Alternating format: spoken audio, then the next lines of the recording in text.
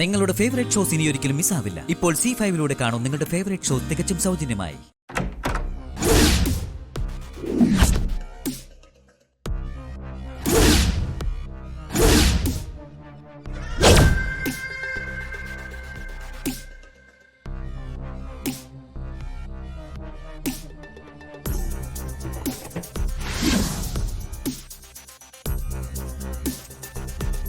സംശയിക്കണ്ട, ഇത് നിന്റെ മുറി തന്നെയാ.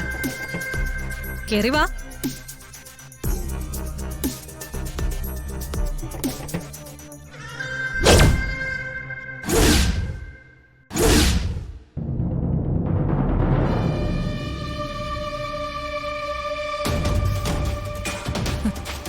അനുവാദം ഇല്ലാതെ ഈ മുറിയിൽ കയറുന്നവരെയൊക്കെ നീ തല്ലാറാണല്ലോ പതിവ്. എന്നെ തല്ലണം തോന്നുന്നുണ്ടോ? അവന്തിക എന്ന എനിക്ക് ഈ വീട്ടിലെ ഏത് മുറിയിലും ഏത് സമയത്തും കയറി ചെല്ലാം. നിങ്ങൾ നിങ്ങളുടെ മിടുക്ക് കാണിക്കാനാണോ ഇവിടെ കയറിയിരിക്കുന്നത്? അത് പറഞ്ഞും കൂടി അറിയിക്കാനാണെങ്കിൽ കേൾക്കാൻ എനിക്ക് സമയമില്ല. ഞാൻ എന്റെ മിടുക്കിനെ കുറിച്ച് പറയുന്നതല്ലേ ഉള്ളൂ. നീ കാണിച്ചോണ്ടിരിക്കുകയാണല്ലോ. മനസ്സിലായില്ല? നീ നിന്റെ മിടുക്ക് കാണിച്ചതുകൊണ്ടാണല്ലോ അപ്പുറത്തെ മുറിയിൽ നിന്റെ അനിയത്തി വെട്ടിയിട്ടതുപോലെ കിടക്കുന്നത്. നീ എന്തിനടി ആ പാവം പെൺകുട്ടിയെ തള്ളിയിട്ടത്? നീ എന്തിനാ നിന്റെ സ്വന്തം അനിയത്തിയെ സ്റ്റെപ്പിൽ നിന്ന് തള്ളിയിട്ടതെന്ന്? ഞാൻ തള്ളിയിടുന്ന നിങ്ങൾ കണ്ടോ? അതിനിപ്പോ കാണുന്നുണ്ടോ? ഏതൊരാൾക്കും ആലോചിച്ചാൽ മനസ്സിലാക്കാവുന്ന കാര്യമല്ലേ ഉള്ളൂ. വിവാഹം കഴിഞ്ഞ് ഇതുവരെ കുഞ്ഞുങ്ങളാകാത്ത നിനക്ക് ഗർഭിണിയായ ആതിരയുടെ അസൂയ.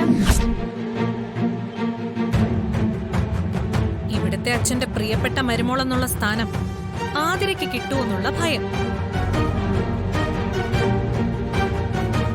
ഒരു മുത്തശ്ശനാവണം എന്നുള്ള സേതുമാധവന്റെ ആഗ്രഹം സഫലീകരിക്കാൻ പോകുന്നത് ആതിരയിലൂടെയല്ലേ?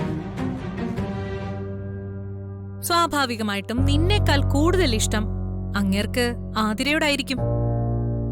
നിനക്ക് ഇന്നലെ വരെ കിട്ടിക്കൊണ്ടിരുന്ന സ്നേഹവും വാത്സല്യവും ഒരളവിൽ കൂടുതൽ ആതിരയ്ക്ക് കിട്ടും എന്നായപ്പോ നീ തീരുമാനിച്ചു ആതിരയുടെ വയറ്റിൽ കിടക്കുന്ന കുഞ്ഞിനെ അങ്ങ് ഇല്ലാതാക്കണമെന്ന്.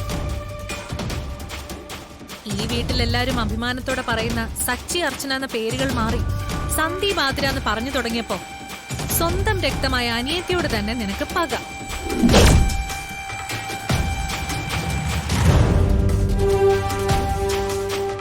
ഇതിനെല്ലാത്തിനും പുറമെ നെല്ലിശ്ശേരിയിലെ കണ്ണെത്താത്ത സ്വത്തുക്കളുടെ അവകാശി ആതിരയുടെ വയറ്റിൽ വളർന്ന കുഞ്ഞാണെന്ന് മനസ്സിലായതോടെ നിനക്ക് വാശിയായി. അനിയത്തിയുടെ ഇഷ്ടത്തിനോടൊപ്പം നിന്നപ്പോഴും രഹസ്യമായി അവളെ വിവാഹം കഴിപ്പിച്ചു കൊടുത്തപ്പോഴും ഇങ്ങനൊരു പണി കിട്ടുമെന്ന് നീ സ്വപ്നത്തിൽ പോലും വിചാരിച്ചില്ല അല്ലേ?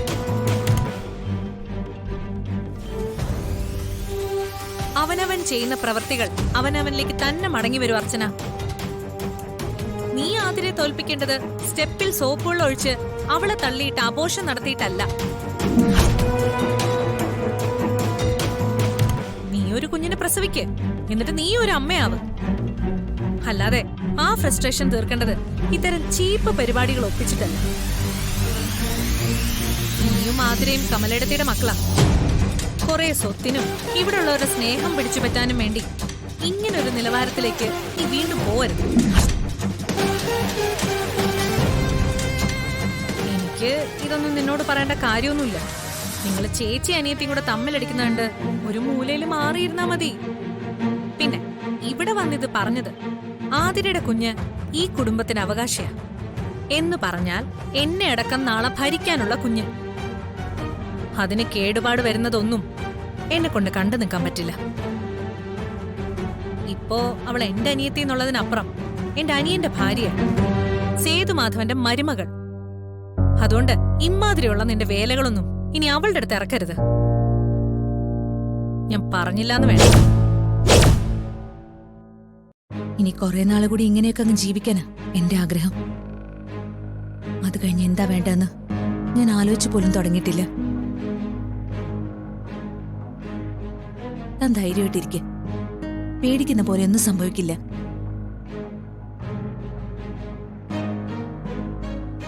ഇപ്പൊ നമ്മുടെ പ്രശ്നം അതൊന്നുമല്ല. അവന്തിക നമുക്ക് നേരെ എന്തെങ്കിലും ചെയ്താ പ്രതിരോധിക്കാൻ നമ്മുടെ കയ്യിൽ ഒന്നും ഇല്ല എന്നുള്ളതാണ്. അവസാനത്തെ പിടിവള്ളിയായിരുന്നു ആ ഡയറി. ഇപ്പൊ അതും ഇല്ല. നമ്മളുള്ള കാലം അത്രയും ഇങ്ങനെ അപ്പപ്പുള്ള പ്രശ്നങ്ങൾ പരിഹരിച്ച് മുന്നോട്ട് പോയാൽ മതിയോ? അവന്തിക എന്തെങ്കിലും പ്രശ്നം ഉണ്ടാക്കുന്നു, നമ്മളത് തടയുന്നു. നമ്മളെന്തെങ്കിലും ചെയ്യാൻ ഒരുങ്ങുമ്പോ അവന്തിക അത് പ്രശ്നത്തിലേക്ക് എത്തിക്കുന്നു. അവന്തിക നമ്മൾ രണ്ടുപേരോടും പറഞ്ഞത് നെല്ലിശ്ശേരി വീടിന്റെ അടിത്തറ ഇളക്കുന്നതും അവിടെ ഉള്ളവരെ കൊല്ലുന്നതുമാണ് അവളുടെ ജീവിതാഭിലാഷമെന്ന്. അവസാനമായിട്ട് പറഞ്ഞത് അന്ന് എന്റെ വീട്ടിൽ അനക്കയുടെ വിവാഹം ക്ഷണിക്കാമെന്ന ദിവസം. അർച്ചന എപ്പോഴെങ്കിലും അതിനെക്കുറിച്ച് ആലോചിച്ചിട്ടുണ്ടോ? അവന്തിക എന്ത് കാരണം കൊണ്ടാണ് നെല്ലിശ്ശേരിയെ തകർക്കാൻ ഇറങ്ങിയിരിക്കുന്നതെന്ന് അർച്ചനയ്ക്കറിയോ? എനിക്കറിയില്ല. പലതവണ പറഞ്ഞിട്ടുണ്ടെങ്കിലും എന്നോട് അതേപ്പറ്റിയൊന്നും ഓപ്പണായി പറഞ്ഞിട്ടില്ല. എന്തായാലും എന്തോ വലിയ പ്രശ്നം മുമ്പേ നടന്നു എന്ന് ഉറപ്പാ. അല്ലെങ്കിൽ ഇത്രയും പകയായിട്ട് അവര് നടക്കുമോ? അതെ, അത് വേണം നമ്മൾ ഇനി ആദ്യം കണ്ടുപിടിക്കാൻ. നെല്ലിശ്ശേരിയിലുള്ളവർ മുഖാന്തരം അവന്തികയ്ക്ക് എന്താണ് പറ്റിയത്? അവന്തികയുടെ ജീവിതത്തെ തകർത്ത് എന്തെങ്കിലും മുൻപേ ഉണ്ടായിട്ടുണ്ടോ? ഇതൊക്കെ അറിയണം നമുക്ക്. അങ്ങനെ അതൊക്കെ അന്വേഷിച്ച് പോകുമ്പോൾ അവന്തികയ്ക്ക് പൊറുക്കാൻ പറ്റാത്ത എന്തെങ്കിലും അച്ഛനോ മറ്റാരെങ്കിലും ചെയ്തിട്ടുണ്ടെങ്കിലോ? അവന്തികയുടെ ഭാഗത്താണ് ന്യായം തോന്നിയ പിന്നെ നമ്മൾ എന്ത് ചെയ്യും ഡോക്ടർ? അങ്ങനെ ഒരാളെ അല്ലെങ്കിൽ ഒരു കുടുംബത്തെ അറിഞ്ഞുകൊണ്ട് ദ്രോഹിക്കോ സേതു അച്ഛനും മറ്റുള്ളവരും? അർച്ചന അങ്ങനെ വിശ്വസിക്കുന്നുണ്ടോ? ഇല്ലെന്നാണ് എന്റെ വിശ്വാസം. പിന്നെ മനുഷ്യരല്ലേ, ഇപ്പൊ എന്താ ചെയ്യാന്ന് പറയാൻ പറ്റില്ലല്ലോ. എല്ലാ വലിയ വലിയ ആളുകളുടെ ഭൂതകാല ജീവിതത്തിലും ഒരു കണ്ണീരിന്റെ കഥയുണ്ടാവും. ചിലപ്പോ ഒരു ചതിയുടെ. അങ്ങനെ എന്തെങ്കിലും ആണോന്ന് അറിയില്ലല്ലോ. അതെന്തായാലും നമുക്ക് കണ്ടുപിടിക്കണം. ഇനി അവന്തികയുടെ തെറ്റിദ്ധാരണയാണ് ഇതൊക്കെയെങ്കിൽ അവളെ പറഞ്ഞ് മനസ്സിലാക്കുകയും വേണം. എവിടെ മുതലാ തുടങ്ങേണ്ടതെന്ന് മാത്രം അറിയില്ല. താൻ വീട്ടിൽ ചെന്നിട്ട് പഴയ ഫയലോ ആൽബോ അങ്ങനെ എന്തെങ്കിലും ഉണ്ടോന്ന് ഒന്ന് നോക്കണം. ചിലപ്പോ ഇവിടേക്ക് വരുന്നതിന് മുൻപുള്ള അവന്തികയുടെ അഡ്രസ്സോ അങ്ങനെ എന്തെങ്കിലും കിട്ടിയാലോ? പിന്നെ സച്ചിയോടോ മറ്റോ സംശയം ഉണ്ടാകാത്ത രീതിയിൽ അവന്തികയെക്കുറിച്ച് തിരക്കണം.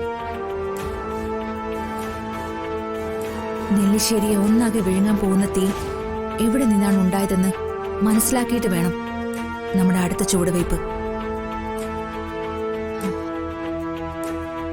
ഇനി നമ്മുടെ യാത്ര അവന്തികയുടെ ഫ്ലാഷ് ബാക്കിലേക്കാണ്. വിവാഹത്തിന് മുൻപുള്ള അവന്തികയുടെ ജീവിതത്തിലേക്ക്. ഡൗൺലോഡ് ചെയ്യൂ C5 ആപ്പ്. കാണൂ എല്ലാ എപ്പിസോഡുകളും സൗജന്യമായി.